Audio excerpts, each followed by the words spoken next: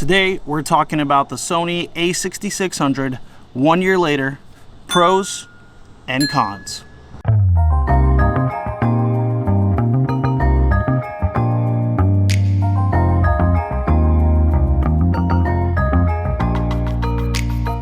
So, towards the end of last year, I needed to get a more sustainable camera. Something that was going to be a lot better in battery life, something that wasn't going to break the bank, and something that I can still use my interchangeable lenses with. With all the cameras in the market, it was difficult to make the decision whether or not I should put down a ton of cash on a more expensive camera or stick with the APS-C lineup. Ultimately, I chose to stick with the APS-C, and so I upgraded from the a6300 to the a6600. One of my biggest reasonings for that is because of the fact that it's pretty much the same form factor as the a6300. When it comes to the usability of it, I was so used to the a6300 that I didn't really want to veer off that path. When I did my research, I found the a6600 to be kind of a step up when it came to upgrading my camera.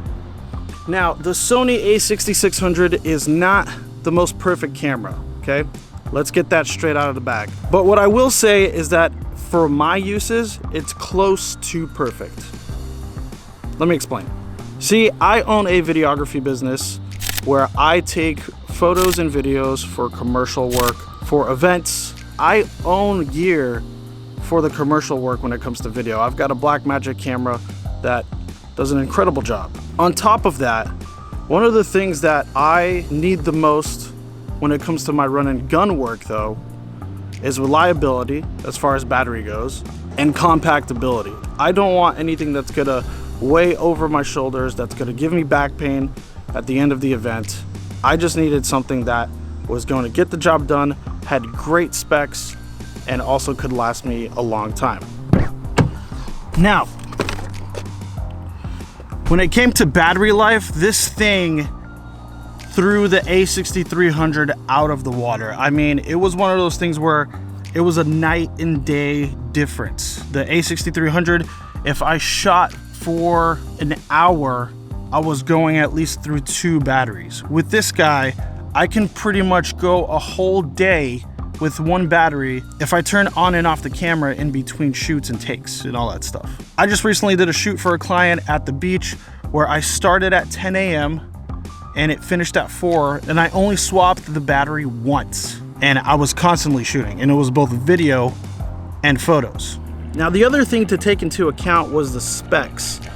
See, I'm doing professional video and photography work, and I can't go around on an outdated camera or a camera that is not gonna meet the expectations. So when I looked into this camera, I was really surprised to see that it was a 24 megapixel camera.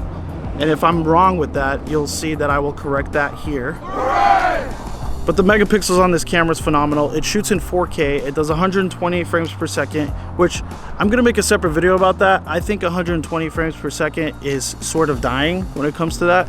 But for the most part, as far as specs go, and the amount of things that you can control in the menu system of this camera, it's incredible. It's basically having a full frame camera as far as the specs go, but it's in an APS-C form factor. In order to compensate for the fact that I don't have a full frame, instead of buying a 16-35, I bought a Tamron 11-20, which is pretty much the equivalent to a 16-35, which is what I'm shooting on now. Now, the beauty of this camera as well is the fact that it's so small. It's a compact camera, it's not big, it's not in your face. The only thing that really stands out on it is the microphone that I have on it, which is the Rode Micro Go with the big puffy thing on it. So I get to be very conspicuous when it comes to that. Now, I could go on and on about how amazing this camera is. It truly is an amazing camera, and I've used it for a majority of the work that I do. Sometimes I opt for it instead of my Blackmagic camera just because it's so much more convenient in that sense. But I do want to get to some of the cons with this camera. It's not a lot, and it's just me being picky, because here's the thing. When it comes to cameras, and if you follow me, you know that I say this a lot, there is not a bad camera out there nowadays. In 2022, you're gonna find a camera in your price range that's gonna get the job done for the thing that you need to do. The person behind the camera makes the difference. How you're telling the story makes the difference. But let's get into a couple of the cons. Let's just say a couple. So one of the things to consider when it comes to this camera is the fact that if you're going to vlog with it, the screen does not flip out to the side, it flips up. Nowadays with cameras having flip out screens, especially for vlogging, it's almost a little dumb that this feature is this way. Like, yeah, you can see yourself, but now I have to buy a whole different bracket for the top of my camera to move the microphone to the right of it so that I can see part of myself, because at this point with the screen being up right now, I can only see like from here up, when really I'm recording from here up. If I had gotten a camera where it was to the side, it would have been great, but for the most part, it gets the job done. I use it more for work than YouTube anyways, so not a big deal. You know, I don't really have much else to say about the cons with it. There are some nitty gritty, picky things that can be changed. Nowadays, with it being an APS-C sensor camera, that's almost a preference thing than it is a quality thing. I get this camera because I want to utilize the Super 35 sensor. I want to be able to take it places where it's a little more inconspicuous. The one thing that I forgot to mention in the pros list is the price point. I wanted something that was not going to break the bank. And so I don't remember off the top of my head what I paid for it. I'm going to put the price right here. So it was something where I could still sell the Sony a6600 because that was still kind of in demand. Use the money for that towards this camera and then continue to build my lens kit for it, because at this point I've invested a few $1,000s in the lenses alone. I totally appreciate you watching this video. I hope that this helps you get away from the hype that you need a certain type of camera for a certain type of thing. Most cameras can get the job done. You know that there's going to be a whole debate about whether you should go Sony camera, Nikon, Panasonic, whatever. Whatever you choose is going to be the best for you. And trust me, you're going to make it work.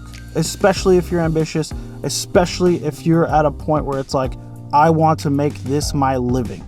Please like and subscribe if you want to see more videos like this. Leave a comment down below. I would love to talk to you guys. I would love to talk more about this camera and how it can help you guys. And yeah, maybe share this with some of your friends. Maybe we can get an a6600 gang going on, you know, like a squad where we're rolling into deep, like my girl Adele says, with the a6600. All right. Thank you so much. Peace.